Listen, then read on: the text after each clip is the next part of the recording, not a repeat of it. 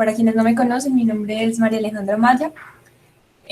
Hoy, junto a Alejandro Sánchez, ambos residentes de Medicina Física y Rehabilitación, vamos a hablarles sobre calzado ortopédico y plantillas en los niños.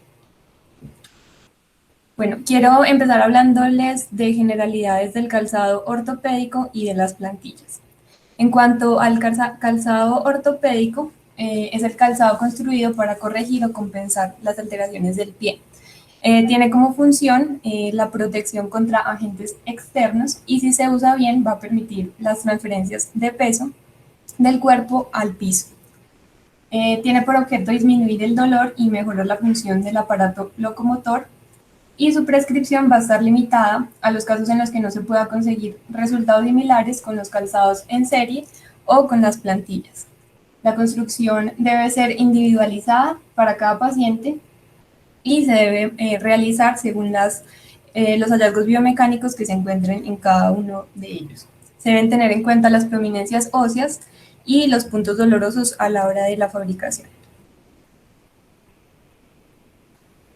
Como principios ortopédicos, el calzado debe proporcionar una descarga en las zonas de hiperpresión, debe corregir desviaciones que pueden ser reductibles, debe permitir compensaciones de las discrepancias de longitud en los casos que sea posible, inmovilizar articulaciones que están inestables, debe proporcionar la función de amortiguación de impactos y posibilitar o mejorar la marcha. Con respecto a los componentes del calzado ortopédico, se habla de una horma, que sería el molde positivo tridimensional con la forma del pie. Esta puede ser fabricada en plástico o madera.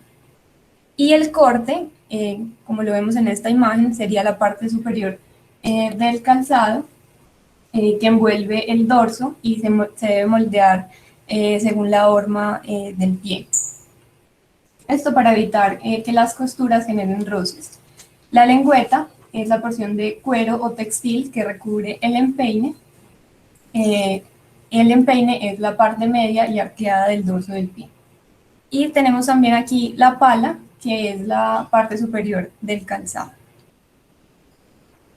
La suela, que es la porción del calzado que se encuentra en contacto con el suelo, tiene una elevación puntera, es decir, no se encuentra totalmente en el piso, sino que tiene esta elevación para favorecer el despegue de los dedos y debe tener una flexibilidad intermedia. Debe ser flexible para permitir la dorsiflexión del pie, pero debe proporcionar rigidez para dar estabilidad. El borde interno de la suela me va a proporcionar usualmente es de 0 a 15 grados aproximadamente. Cuando es más cercano a 0, va a proporcionar más comodidad. Las punteras, aquí se definen como las clasificaciones. Una puede ser una puntera normal o puntiaguda, siendo las punteras de horma recta las más cómodas. Y los enfranques o cambriones se encuentran entre el tacón y la parte más ancha del pie. Son reforzamientos con materiales rígidos para evitar la deformación del zapato. Con respecto al tacón, es la parte posterior de la suela. Este debe ser plano y debe estar sobre el suelo. Debe tener una altura idealmente de 2 a 4 centímetros, ya que una altura mayor a 4 me va a generar metatarsalgias o hiperflexión de la cadera. Y con respecto a la longitud, debe ser de 4/9 con respecto a la suela en total. El talón o contrafuerte es la parte del calzado que se encuentra en la parte posterior, que me va a dar una estabilidad medio lateral, me va a permitir el control del zapato cuando el pie se encuentra apoyado en la punta y con elevación del talón, y debe ser fabricado hasta el borde superior debajo de los malleolos. En casos en los que se requiera más estabilidad, este contrafuerte puede alargarse distalmente hasta la cabeza del primero y del quinto metatarsianos. Con respecto a las plantillas, estas deben cumplir unos principios que son los de compensar o corregir las alteraciones biomecánicas del pie, me permitan descargar zonas de presión, inmovilizar, conseguir el máximo confort y mejorar el rendimiento de la biomecánica del pie. Las plantillas se pueden clasificar según sus objetivos en preventivas, cuando no hay alteraciones rígidas, en correctoras, o en plantillas cuyo objetivo sea la compensación de alteraciones rígidas.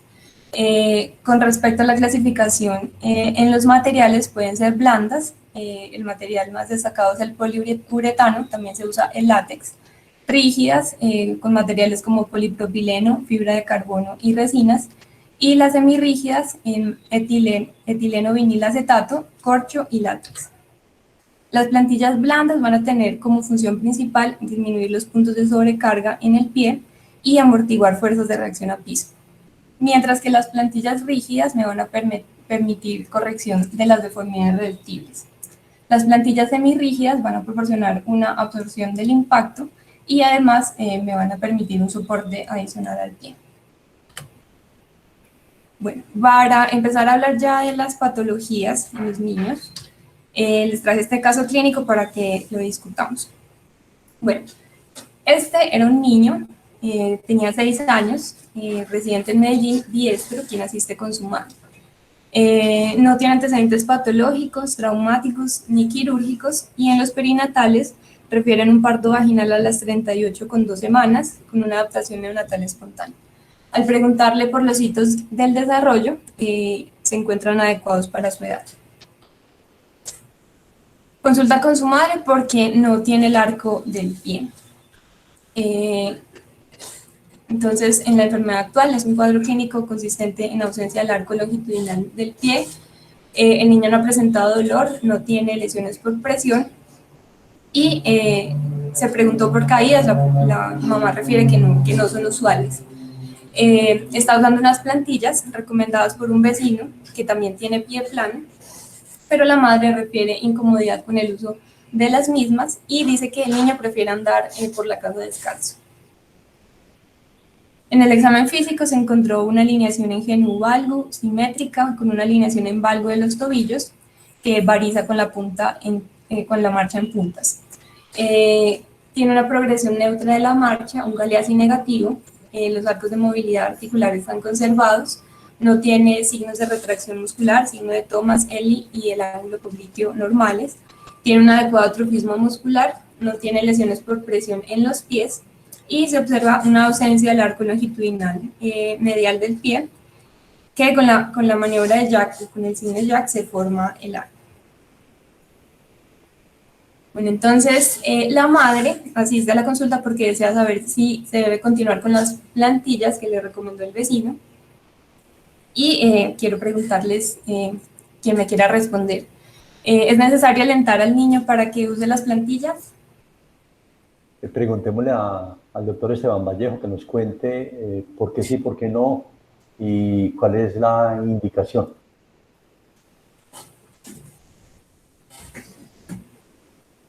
Buenos días, profe. Profe, realmente pues mirando el caso de este niño, un pie plano flexible. Aleja, ¿cuántos años tenía? 6. 6 años. 6 años. Pues la idea de las preguntas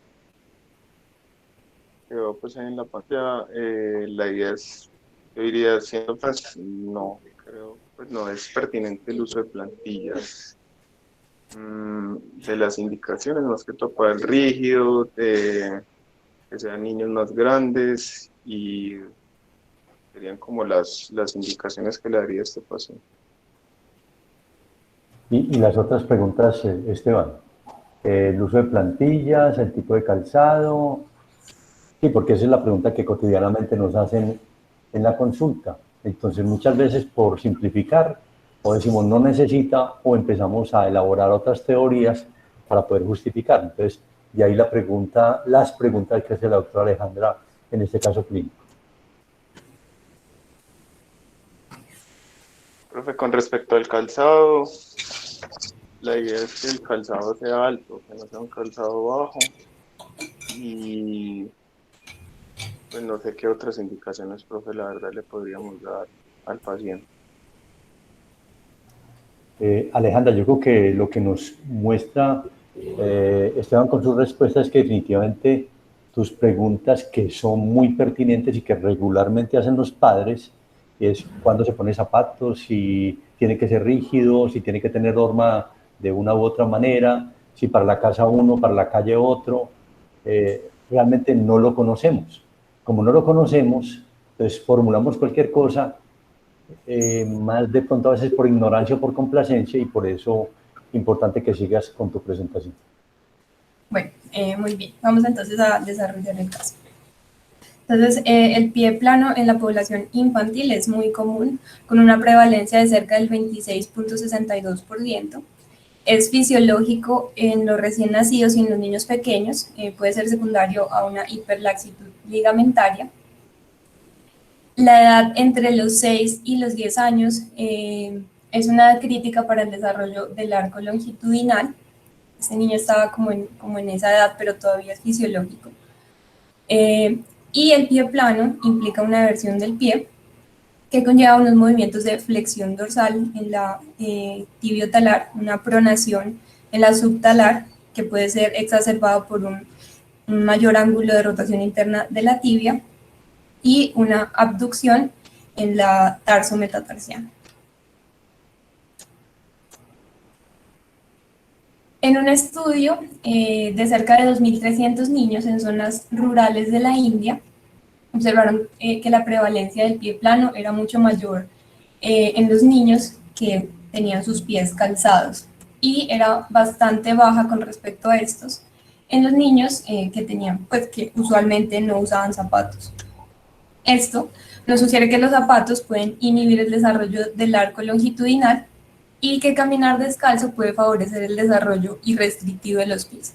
Entonces, cuando la mamá nos pregunta si es pertinente dejar al niño caminar sin las plantillas y como el niño lo prefiere, caminar sin zapatos en la casa, esto estaría indicado para el niño. El pie plano puede ser flexible o rígido. Flexible cuando sin soporte de peso tiene el arco longitudinal medial normal y una adecuada alineación del talón. Mientras que con soporte de peso aparece una pronación con valgo del calcáneo. Eso puede ser secundario a una flexibilidad pronunciada que la puedo comprobar con el signo de la maniobra de Jack, con la dorsiflexión del hallux, va a mejorar la altura del arco. Y el valgo que presentan los talones va a cambiar a varo con la marcha en punta de los pies. Esto puede ser secundario a una inestabilidad de la articulación navículo-cuneiforme y tarso-metatarsiana y a una actividad deficiente de los músculos extensores. Las órtesis plantares en los pies planos flexibles están indicadas solo si hay dolor o limitación funcional, y tienen como principios amortiguar el pie, apoyar el arco longitudinal, apoyar el sustentáculum tali, apoyar el arco metatarsiano transversal y resistir el valgo del talón. Estos principios los podemos cumplir con cuñas mediales, como por ejemplo lo que vemos aquí es una órtesis invertida de Blake, y con las copas de talón que me estabilicen el retropié en neutro. Una forma de lograr todos los principios es con la órtesis plantar del Laboratorio de Biomecánica de la Universidad de California. Tiene un molde para el sustentáculum tali para resistir el colapso en la articulación subastragalina, una talonera para evitar el valgo del retropié, un soporte medial que se agrega si es necesario, y su extensión distal debe llegar hasta debajo de los metatarsianos. Con respecto al calzado, se propone una cuña medial del talón para la corrección del valgo del retropié, un tacón de tomas con una extensión medial, como lo observamos aquí, y un zapato con una horma recta y una suela firme. El pie plano rígido es el que tiene carencia del arco longitudinal medial sin importar el soporte de peso. En estos pacientes es importante hacer un examen neurológico completo, especialmente si el pie plano es unilateral. Se deben hacer búsquedas de diagnósticos subyacentes, como por ejemplo artritis inflamatoria, fracturas ocultas, tumores o huesos del tarso anormales. Las órtesis y calzado están indicadas para amortiguar y adaptarse a la forma del pie. Está indicado entonces un zapato con una caña ancha en el medio pie extra ancha y una horma recta. Bueno, esta revisión de Cochrane es una revisión sistemática en la cual se encontró que el uso de las plantillas en los niños que tenían dolor o alteración funcional, reportaron que los niños que utilizaban órtesis de pie hechas a medida calificaron su dolor con una mejoría de 1.5 puntos, que sería una mejoría absoluta del 15%, en una escala visual análoga de 1 a 10. En cuanto a la función física, los niños que utilizaron la órtesis hecha a medida calificaron su discapacidad con una mejoría de 19 puntos, con una mejoría absoluta de aproximadamente el 19% en una escala de 0 a 100. Como conclusión, las pruebas de los ensayos controlados que se utilizaron en esta revisión sistemática eran demasiado limitadas para establecer las conclusiones definitivas acerca de usarlos o no. Bueno, con respecto al hallux valgus juvenil, es importante que en los niños los antecedentes familiares se encuentran hasta en un 60%. Que sea bilateral es casi que la regla. Se presenta 9 veces más en las mujeres que en los hombres. En ello se debe descartar hiperlaxitud y condiciones genéticas que estén generando el cuadro. Y en la evaluación clínica se puede encontrar abducción del hallux más una aducción del primer metatarsiano. Se ha dicho que los zapatos no son la causa del hallux valgus, pero pueden agravar la condición y los zapatos más relacionados con estos son los que tienen punteras triangulares.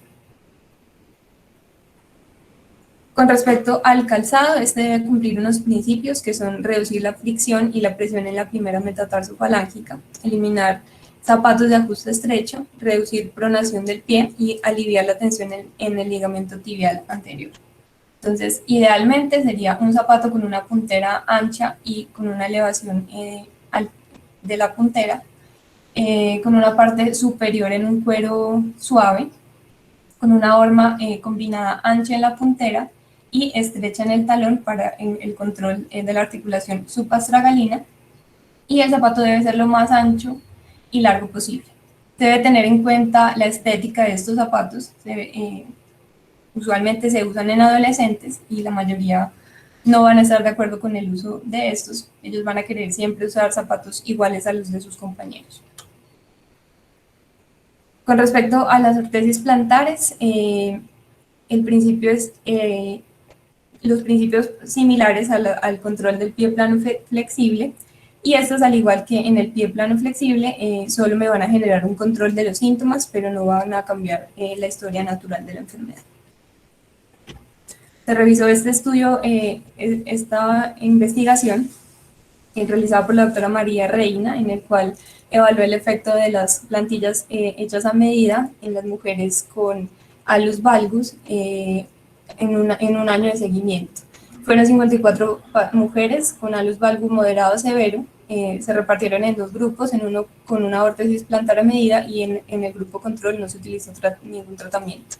Se midieron los ángulos intermetatarsiano y el ángulo de hallux valgus inicial y 12 meses después, pero se encontró que las diferencias no fueron significativas en cuanto al grupo con la órtesis plantar versus el que no tenía tratamiento. Con respecto al metatarso aducto, se presenta una aducción del antepié, se describe como el pie en forma de frijol. La etiología todavía es desconocida, pero se supone que es por una posición intrauterina. Tiene una incidencia de 1 por cada 1000 nacidos vivos, el 50% de los casos es bilateral y en el 15% de los casos hay antecedentes familiares. La clasificación es con la bisectriz del talón, normalmente debe pasar entre el segunda y tercera falange. Para un metatarso aducto leve se tiene una bisectriz que pasa por el centro de la tercera falange. moderado entre la tercera y cuarta falange y severa entre la cuarta y quinta falange. Y se puede clasificar además por su flexibilidad, flexible cuando al hacer cosquillas en la planta del pie hay una abducción, parcialmente flexible cuando se necesita realizar movimientos pasivos y rígido cuando no se puede realizar abducción. Se espera que en el 90% de los casos la resolución sea espontánea y si esto no ocurre, a las 6 o 12 semanas de vida se debe pensar en tratamiento. En el metatarso adducto rígido se plantea la manipulación en serie con ejercicios de estiramiento y yesos. Una vez se corrige, se puede llevar a una posición sobrecorregida, el pie se refuerza con zapatos ortopédicos. Entonces están descritos los zapatos de horma invertida o de pronación tarsal que me van a permitir un giro hacia afuera para mantener la abducción. Pero esto también se puede lograr con zapatos de horma recta a un precio mucho menor. La bota Bevas también está descrita, tiene una bisagra multidireccional ajustable entre el retropié y el antepié y va a permitir un ajuste progresivo de los pies. Y otros autores sugieren unir los zapatos con una barra de Dennis Brown que da una corrección subastragalina.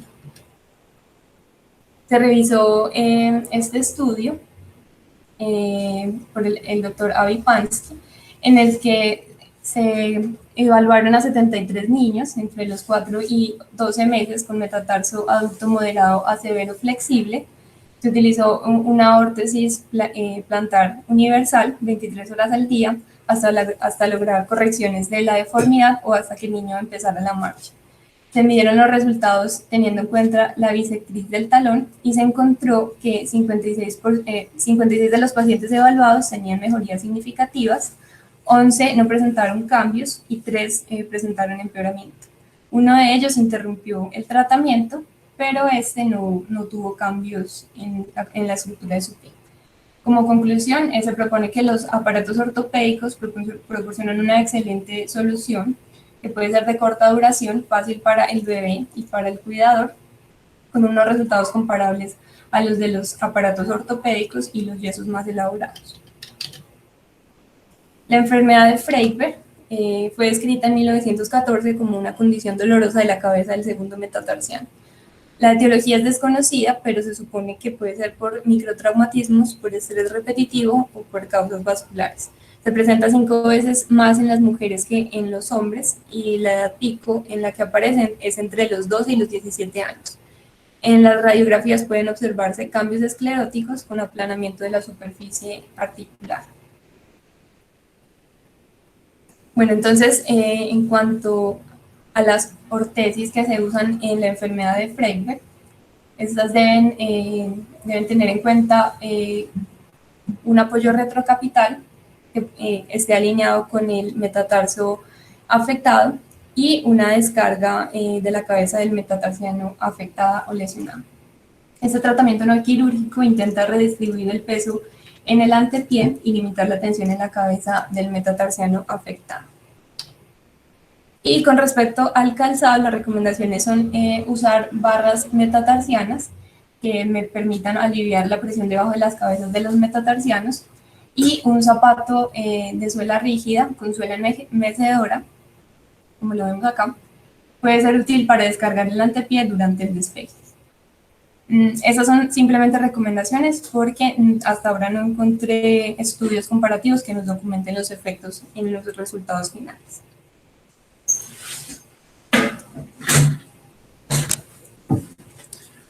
Listo, entonces continuando con la revisión por patología, hablamos del pie equinovaroaducto. Esta se considera que es la deformidad musculoesquelética congénita más común, con una incidencia de 1 a 2 por cada 100.000 nacidos vivos. Sin embargo, pues ha visto que esta incidencia varía mucho dependiendo de la raza. Digamos que la que tengo aquí reportada es de la raza caucásica, pero por ejemplo en el Pacífico Sur se ha visto que esta incidencia puede alcanzar hasta 7 por cada 100.000 nacidos vivos. Con respecto a la relación hombre-mujer, eso es más frecuente en hombres, más o menos de 2 a 4 veces con respecto a las mujeres, y se considera que con la etiología la causa más común es la congénita, que se caracteriza por la presencia de un pie equinovaroaducto aislado.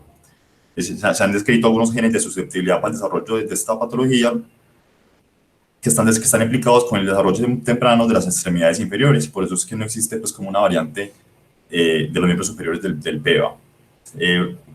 Pues tener un gemelo disigótico con esta afectación aumenta el doble las posibilidades de que el otro gemelo esté afectado, mientras que en un gemelo monocigótico sería el 10 veces más. Otro tipo pues como de clasificación etiológica de esta enfermedad sería la posicional, que se conoce como el pseudopeva, ¿cierto? Ya que se debe a un mal posicionamiento de las extremidades en el útero debido a oligoamnios, alteraciones, digamos, de la estructura del útero, bandas amnióticas, etc. Sin embargo, como es pseudo, porque como tal no corrige pues, con el tiempo y con ejercicios de estiramiento. Y ya un tercer grupo que corresponde al PEVA asociado en una enfermedad, digamos, más sindrómica, que podría corresponder al 20% de los casos de equino adulto. Con respecto a anatomía patológica, lo que sucede es que esos cambios empiezan a aparecer a partir de la 16 semana de gestación, y observamos un talo pequeño, un calcáneo ovario que tiende a rotar medialmente, llevando a que el hueso navicular también esté medializado y entre en un contacto más estrecho con el maleolo medial. También, secundario a todo esto, va a haber un acortamiento de los tejidos blandos mediales que va a perpetuar como la deformidad. Los problemas relacionados con el PEVA es que pues, los niños van a presentar discapacidad, deformidad y dolor, van a tener una reducción en los arcos de movimiento generales del tobillo, va a haber una disminución de la potencia de los músculos urales y del pie, y se ha demostrado pues, que estos niños tienden a caminar menos que comparados con los sujetos sanos. Con respecto al tratamiento, pues si realmente se debe iniciar con un tratamiento conservador consistente en ejercicios de estiramiento según el modelo funcional francés, los yesos heredados como se conoce en el método de Ponseti, el uso de ortesis, de los cuales hablaré pues, con más profundidad a continuación, también cirugías menores como las tenotomías, las transferencias tendinosas y los alargamientos tendinosos y la aplicación de toxina botulínica. Ya en algunos casos, digamos más severos, se requiere ya de intervenciones quirúrgicas mayores como las osteotomías o liberación de tejidos blandos posteromediales. Datos con respecto a la ortesis. La ortesis que se usa en estos casos son las ortesis de abducción del pie. Dentro de esta, clásicamente la más reconocida, la ortesis de Dennis Brown, que consiste en nada más y nada menos que dos zapatos unidos por una barra. Digamos que es la ortesis de Dennis Brown digamos que se originó siguiendo las recomendaciones del método de Ponseti, y estas deben permitir un grado de dorsiflexión de tobillo entre 10 a 15 grados y una abducción del antepié del pie afectado entre 60 y 70 grados. En el caso de que el otro pie sea sanito, este debe estar entre 30 y 40 grados de abducción. Sin embargo, ya pues, con el tiempo, hoy en día se encuentran que existen mucha variedad de ortesis, todas muy, digamos, basadas en el modelo inicial de Dennis Brown, dentro de las que acaban de rescatar, las de Markel, Mitchell, Dobb, Horton, Iowa, Kessler, etc. Con respecto al calzado en esos pacientes, entonces, vamos a mencionar algunas partes. Se recomienda que este calzado sea tipo bota y con un contrafuerte reforzado, ¿cierto? Recordemos que el contrafuerte hace referencia a la parte del zapato que cubre el talón, que envuelve el talón, y esto con el fin de dar mayor estabilidad a la articulación subtalar. El tacón de tomas debe ser invertido externo, como vemos aquí.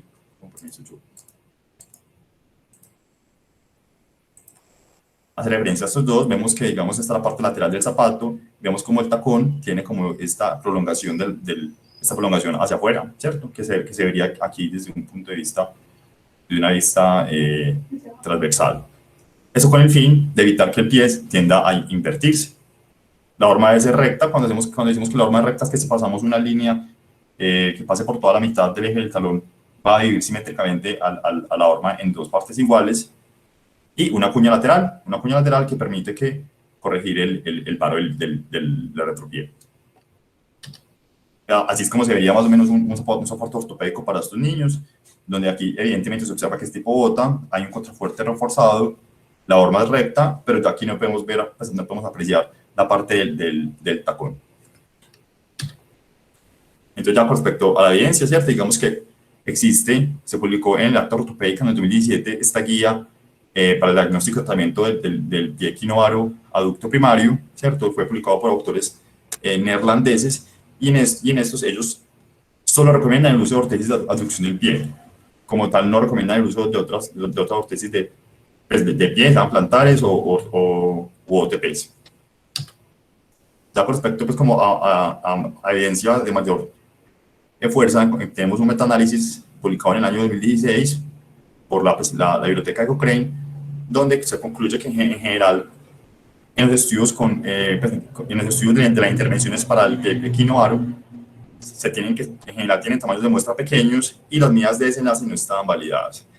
Pero aquí cabe rescatar un artículo publicado por Chen en el 2015, en los cuales, digamos, que se obtuvieron algunos resultados. Entonces, se trata pues, de un ensayo clínico aleatorizado, ciego simple, con 3 vados paralelos, donde se incluyeron 53 niños o 83 pies equinos varos adultos, los cuales tenían que ser moderados posterior al protocolo de Ponseti completo, y el seguimiento medio en estos casos fue de 44 meses. Entonces, lo que se hizo fue dividir estos 53 niños en 3 grupos, con diferentes intervenciones. Una en los cuales se le aplicaba una ortesis de Dennis Brown más un zapato ortopédico, otro solamente la ortesis de Dennis Brown, y el otro, el tercero, y el que era una ortesis de abducción de pie diferente a la de Dennis Brown, más un zapato ortopédico.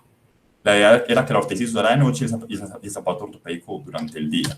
Aquí me devuelvo porque esta imagen que está aquí abajo corresponde al modelo de la ortesis, digamos, nueva, que ellos proponían para comparar con la de Dennis Brown, donde se observa que como tal no tiene ninguna barrita que una o zapatos, sino que en la parte lateral del pie tiene, perdón, esta es la parte medial, perdón, lateral, tiene una especie de resorte que se puede ajustar para inducir la abducción y valgo del talón y del antepié. Bueno, entonces, con respecto a los desenlaces y los resultados, entonces uno de los desenlaces que quería medir eran las características morfológicas del pie, ¿cierto? Entonces, para eso usaron el ángulo bimaleolar que se saca trazando, digamos, un eje que cruza los dos malévolos y otro igualito pues, al del índice talón-dedos, el cual debe ser mayor a 80 grados para considerar que un pie pues, normal. Y la tasa de la forma del frijol, la cual está trazando una línea que pasa entre el punto medio del talón y el punto medio del talus distal, y justo en la mitad de esta línea, una línea perpendicular que cruce todo el ancho del pie.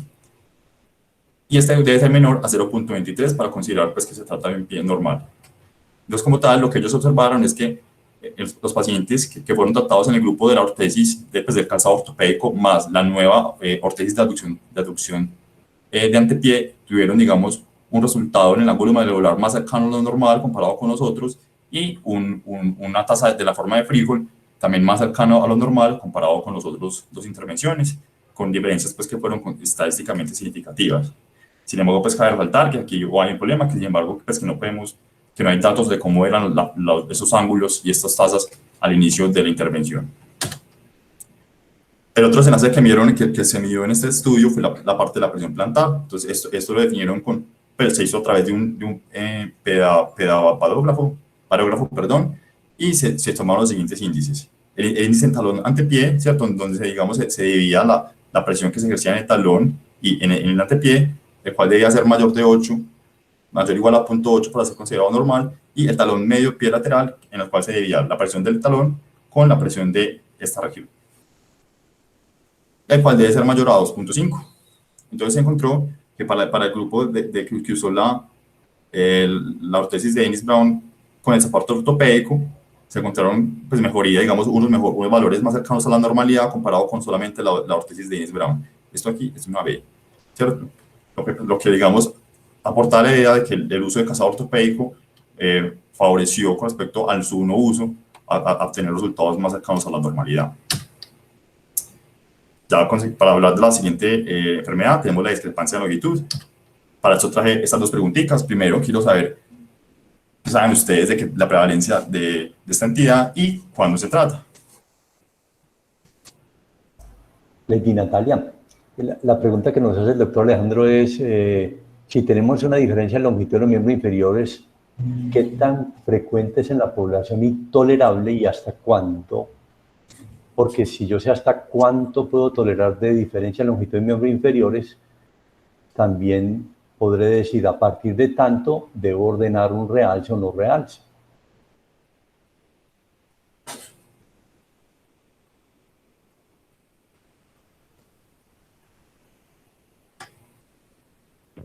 Profe, buenos días. Hola. Pues lo tolerable que tenemos, o pues que por lo menos yo sé que he visto, que he leído, son 4 centímetros. Si es más de 4 centímetros, ya ese paciente puede ser candidato pues a algún manejo quirúrgico, epifisiodesis, pues alargamiento óseo.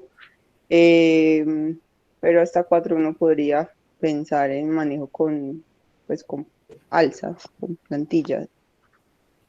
Natalia, a ver, estás hablando de tratamiento de diferencias de longitud, ¿sí? La Sí. pregunta que hace Alejandro es, ¿cuánto puede ser tolerado en la población en general sin que ese acortamiento requiera de algún manejo? ¿Y cuánto dice la literatura y los estudios poblacionales que puede uno tolerar de diferencia de longitud sin requerir manejo? Bueno, más de 2 centímetros hay que poner plantillas. Si es menos de 2, ese paciente pues puede llevar su vida normal. Bueno, Alejandro Sánchez, sigamos por favor para que ya completes la presentación. Claro, profe. Entonces, primero definir pues, que se considera que una discrepancia de longitud es un cuadro patológico cuando esta diferencia es mayor a 20 milímetros. Se estima que la epidemiología, pues que la prevalencia de la discrepancia de longitud significativa en la población es del 0,1%. Sin embargo, quería traer como esta grafiquita que encontré donde se hizo un metaanálisis donde se incluyeron 573 pacientes y se definió, digamos, la prevalencia de discrepancias de longitud a diferentes grados. Entonces vemos que digamos que menos del 10% de la población, o sea, sí, menos del percentil 10 de la población tiene unas extremidades completamente iguales. Y más o menos menos del percentil 90 de la población tiene una discrepancia de 1 centímetro, ¿cierto? Digamos que aquí se encuentra el 90% de la población y aquí se encuentra, digamos, el otro 10% de la población, sin esto ser patológico, ¿cierto? Por ejemplo, se ha visto que Usain Bolt tiene una discrepancia en las extremidades de 1,4 centímetros y pues obviamente vemos que él no tiene ningún tipo de limitación funcional. Entonces, ¿qué pasa? Con los pacientes que salen pues como de este rango de los 20 milímetros. Con respecto a los problemas que están relacionados a la discrepancia de longitud, pues la verdad existe evidencia de muy baja calidad con respecto a esto. Esto generalmente se debe pues como al tipo de estudios que se han llevado a cabo para definir esto. Pero se ha observado como una especie de insight de que existe un mayor riesgo de coxartrosis del lado largo, artrosis facetaria y discopatía, y hay un cambio en el patrón de la marcha, definido por un aumento en la oblicuidad pélvica, un aumento en la flexión de rodilla en la extremidad larga, un aumento en el equino de tobillo en la extremidad corta, y se ha visto que los pacientes tienen unas estrategias de compensación diferentes dependiendo si la discrepancia se debe a un defecto proximal, como por ejemplo en el fémur, o un efecto distal como en la tibia. Siendo, si el defecto es proximal, los pacientes usarían estrategias más distales, como el aumento de la plantiflexión del tobillo, y si el efecto es distal, los pacientes usarían estrategias más proximales, como un aumento en la flexión de la cadera y la rodilla. Entonces, con respecto a la parte del tratamiento, idealmente se debe empezar con un tratamiento conservador, el cual, en los casos de discrepancias entre 2 a 5 milímetros, se usa el uso de ortesis. Quiero aquí mencionar que es importante que se puede permitir un grado de discrepancia residual, o sea, que a pesar de la corrección, las extremidades no sean totalmente iguales, que puede ir de 1 a 2 centímetros. Entonces, para eso tenemos pues, los realces. Los realces se usan dependiendo pues, como el tipo de calzado. En los calzados abiertos se pueden corregir deformidades hasta de 2 centímetros, discrepancias de hasta 2 centímetros, perdón, y en los calzados cerrados hasta de 5 centímetros. Sin embargo, cuando la discrepancia de longitud es mayor de 5 centímetros, pues digamos que los realces que corrigen este tipo de discrepancias generan mucha inestabilidad en la articulación del tobillo, ya que el aumento en la plantiflexión, digamos que sí aumenta la inestabilidad del tobillo. Para esto se deben usar órtesis mayores, como por ejemplo incluso las ortoprótesis, y algo importante es que cuando vayamos a corregir discrepancias de longitud mayores de 5 centímetros, se debe tener un componente que sea como ortesis plantar y otro componente que sea un calzado. O sea, que digamos parte del realce sea del propio zapato y otra parte del realce sea a través de una plantilla. Entonces, digamos que esto es pues, como un cuadrito guía para el tratamiento de la discrepancia de longitud. Entonces, vemos que entre 2 a 4 centímetros se refiere pues, como manejo conservador. Sin embargo, también se pueden considerar opciones quirúrgicas como la osteotomía, la epifisiodesis o alargamiento. Ya en casos de 4 a 5 centímetros, aparte del tratamiento conservador, digamos que ya existen, pues también requieren o tienen más indicación las intervenciones quirúrgicas, y en casos de más de 5 centímetros, también digamos que se requieren de otras intervenciones aparte de las conservadoras. Con respecto a un poquito, ya para hablar un poquito de evidencia, entonces aquí encontramos este estudio donde se incluyeron 24 pacientes con discrepancias de longitud, pues pacientes adolescentes, con discrepancias de longitud entre 2 a 6 centímetros. 10 fueron casos, 14 controles, y en estos lo que querían medir ver los patrones de marcha alterados. Entonces encontraron que los pacientes con discrepancia de longitud tenían mayor inclinación lumbar hacia el largo sano, tenían un aumento de la arcuidad pélvica, en la cual esta caía y iba anterior hacia el lado corto, y un aumento en la abducción de cadera. Esas diferencias fueron estadísticamente significativas comparados con los controles, y también se vio que con el uso de ortesis se normalizaron los cambios en la región lumbar, pelvis y cadera. Sin embargo, a expensas de un aumento en la flexión de la rodilla y la dorsiflexión del tobillo, y se supuso que era una estrategia para evitar el choque del zapato con el suelo. También se hizo un metaanálisis en el 2018 publicado en la revista Archivos de Medicina Física y Rehabilitación, donde pues, se concluyó que generalmente todos los estudios eran de baja calidad y se tuvieron que incluir ensayos no aleatorizados para poder, digamos, sacar un tipo de conclusión. En este metaanálisis se incluyeron 349 pacientes en total, y estos pacientes tenían una discrepancia de longitud significativa asociada a un dolor osteomuscular. Y se demostró que el 88% de estos casos mejoró de sus molestias osteomusculares con la corrección. El pie cabo varo, ¿cierto? Consiste en una acentuación fija del arco plantar asociado a un varo del retropié y una prolongación del antepié. Como tal, la etiología, la más común y los que están más implicados en esto es las neuropatías sensitivo-motoras hereditarias como el sarcomaritud, pero también se puede ver en defectos de la médula espinal como la diastematomielia y la seringomielitis. También un tercio de los casos no va a caer en ninguno de los dos anteriores y se va a considerar que es de origen idiopático. Con respecto a la patoanatomía, entonces vamos a encontrar que va a haber una debilidad de los músculos intrínsecos que va a favorecer, digamos, una formación, pues, que los dedos estén en garra, un desequilibrio de los agonistas y antagonistas manifestado con una debilidad del peroneo corto, del tibial anterior y de los intrínsecos, y una mayor potencia del peroneo largo, tibial posterior y extensor de los dedos, lo que va a favorecer, digamos, la inversión del tobillo y del pie en general, y la plantiflexión a través del peroneo largo. Y ya en los casos, estos músculos que digamos en un momento estaban más fuertes, por el desuso y la limitación, van a generar pues como una retracción fibrótica que va a perpetuar la deformidad.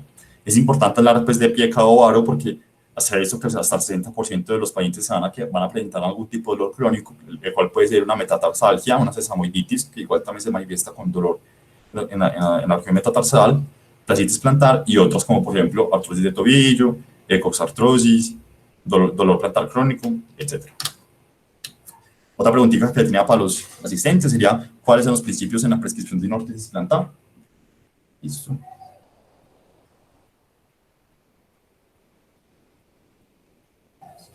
Sebastián Callejas, contanos que Sí, profe. vos que ya estás grande, creo yo, pues como residente y con más conocimientos, ¿cuáles serían las indicaciones para una prescripción de una ortesis plantar?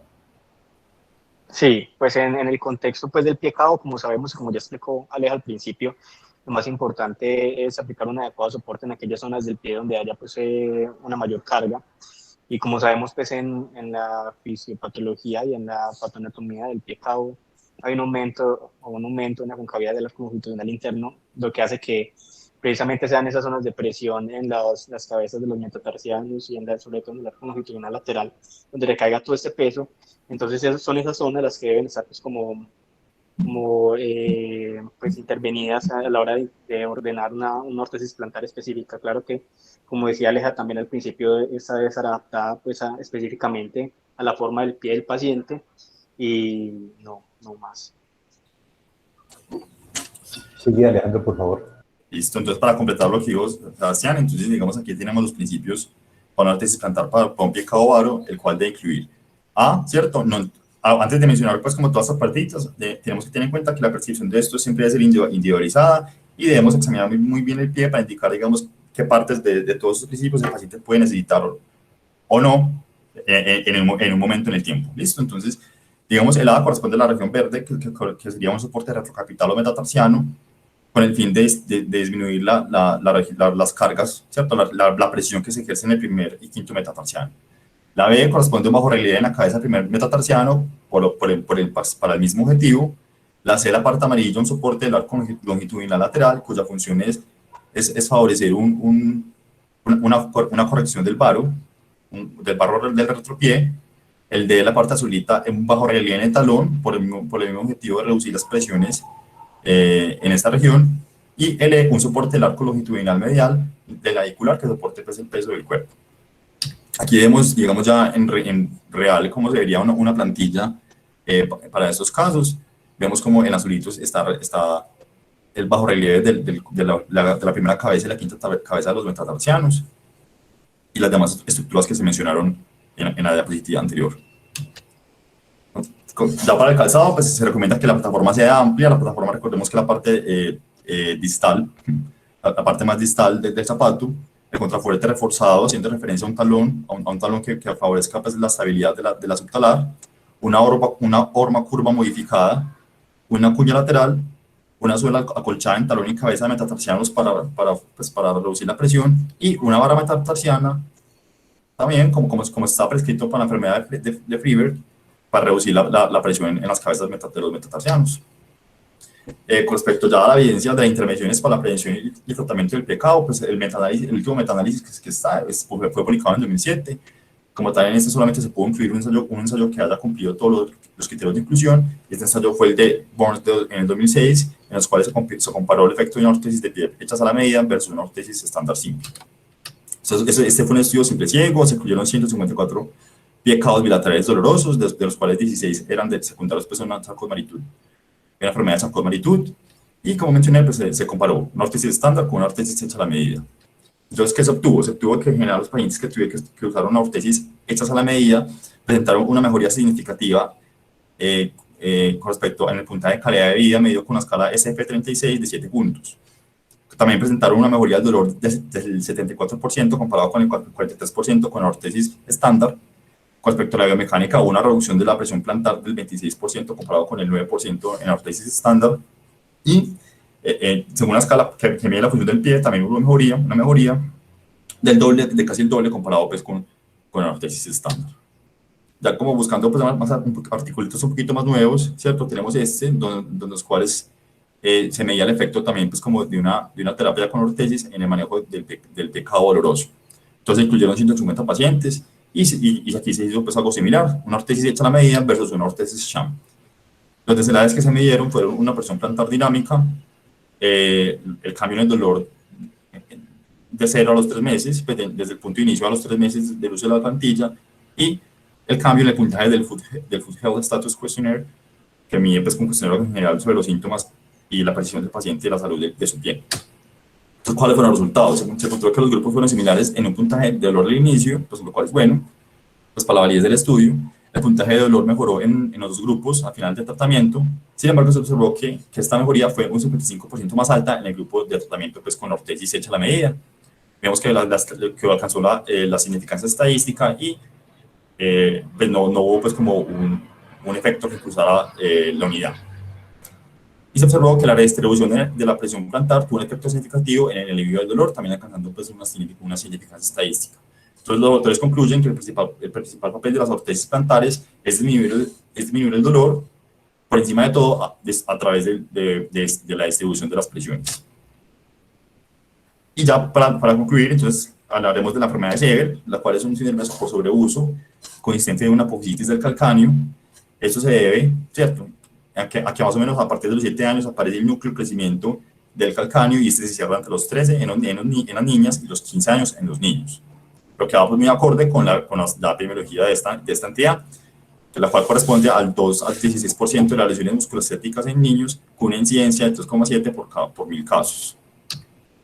Con respecto a la etiología, pues se cree que que es secundaria al crecimiento, ¿cierto? Obviamente por la aparición del núcleo de crecimiento y la tracción que ejerce el tríceps sural y la fascia plantar en este núcleo de crecimiento.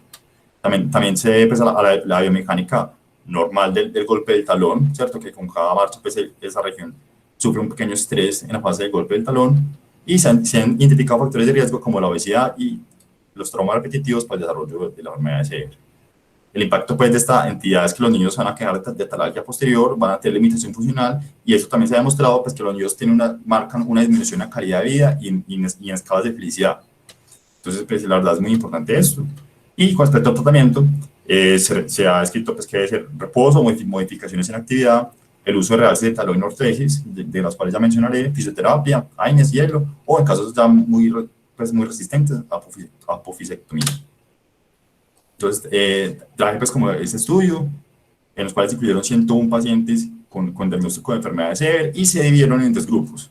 Uno en los cuales la intervención fue pues, esperar y ver, en los cuales el niño pues, tenía que dejar su actividad física y no requería pues, como ningún, pues, y no se le hacía otro tipo de intervención aparte de manejo conservador. En otro se usó un realce y en el otro la terapia física. Los desenlaces que midieron fueron dolor, satisfacción y el puntaje en la escala de Oxford Ankle and Foot Questionnaire sobre los síntomas de la enfermedad de CR. Esos desenlaces se midieron pues, en la línea base a las 6 semanas y a las 12 semanas. Entonces, ¿cuáles fueron los resultados? Las 3 modalidades mostraron mejoría en los 3 desenlaces. El uso del realce trajo mayor satisfacción que los otros 2. El realce también mejoró el puntaje pues, de la escala de Oxford en la edición de niños, comparado con el Wait and See, y el realce también mejoró el puntaje en la escala de Oxford para padres, comparado con la terapia física, todos con resultados estadísticamente significativos. Y este estudio, que ya pues, es una revisión sistemática, donde se incluyeron 9 artículos, de los cuales 3 eran ensayos clínicos aleatorizados, 2 series de casos y 4 reportes de casos. Como tal, no se pudo hacer metaanálisis ni medir tamaño de efectos pues, por la heterogeneidad y por el tipo de estudios que se tuvieron que incluir. Como tal, una conclusión grande fue que la evidencia en el tema es muy limitada y de baja calidad. Y definen que, en general, las ortesis tienen mejores resultados para el control del dolor que los realces. Entonces, aquí, pues, como quería traer el estudio, el único, pues, uno de los ensayos clínicos que se incluyeron, que de hecho corresponde a 2 ensayos clínicos, en los cuales se incluyeron 55 pacientes con diagnóstico de enfermedad de CR y se hicieron como 2 tipos de análisis. Primero, pues el uso de realces versus ninguna intervención con el control del dolor en el niño haciendo 2 actividades diferentes. Entonces se encontró pues, que en general para las 2 actividades el uso de realces mejoró, ¿cierto? Disminuyó pues como el dolor a casi el doble, con una significancia estadística comparada con el grupo control. Y también se hizo un análisis usando un realce versus una ortesis, en los cuales se encontró pues, que el uso de la ortesis también trajo consigo una disminución muy pues, considerable con respecto al uso de realces, tanto para las 2 actividades, alcanzando pues, también una significancia estadística. Listo, eso era todo lo que teníamos para ustedes el día de hoy. Atento.